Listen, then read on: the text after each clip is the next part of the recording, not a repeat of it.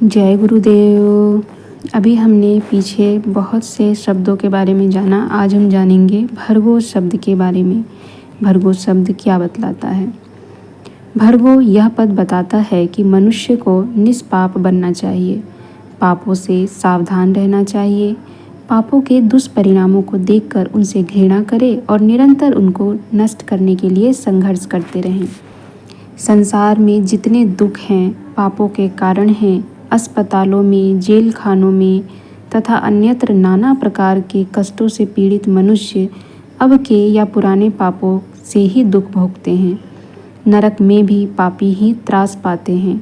संत और परोपकारी पुरुष दूसरों के पापों का बोझ अपने सिर पर लेकर दुख उठाते हैं और उन्हें शुद्ध करते हैं।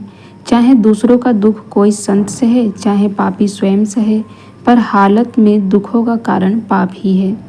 इसीलिए जिन्हें दुख का भय है और सुख की इच्छा है, उन्हें चाहिए कि पापों से बचे और भूतकाल के पापों के लिए प्रायश्चित करें। पापों से सावधानी रखना और उन्हें भीतर बाहर से नष्ट करने के लिए संघर्ष करना यह बहुत बड़ा पुण्य कार्य है, क्योंकि इससे अगणित प्राणी दुखों से छुटकारा पाकर सुखी बनते हैं। निष्पापता में ही सच्चे आनंद का निवास होता है।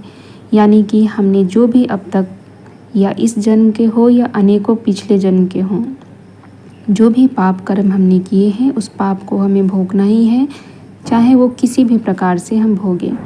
यदि हमारे जीवन में किसी गुरु का, किसी संत का आशीर्वाद है तो हो सकता है वो हमारे पापों को अपने ऊपर ले ले, पर किसी न किसी को उस पाप का फल भोगना ही पड़ता है। गायत्री मंत्र का यह भर्गो पद बताता है कि पापों से सावधान रहना चाहिए और हर प्रयास करना चाहिए हमें पापों से बचने के लिए। हम हर पल अपने कर्मों पर दृष्टि रखें कि हमसे कोई पाप तो नहीं हो रहा, किस प्रकार से हम पापों से बच सकते हैं, और इन्हीं पापों से बचने के लिए हम गायत्री मंत्र का जप करते हैं। जब गायत्री मंत्र का जप करते हैं तो हमारी बुद्धि श्रेष्ठ मार्ग की ओर चलने लगती है। फिर हम पाप कर्म करने से बचते हैं।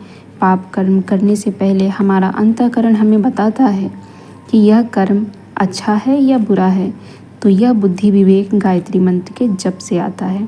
तो जब भी हम गायत्री मंत्र का जप करते हैं तो हम अपनी बुद्धि को और भी अग्रसर करते हैं सही निर्णय लेने के लिए, और अपनी बुद्धि विवेक को जागृत करते हैं ताकि हम सही निर्णय ले सकें।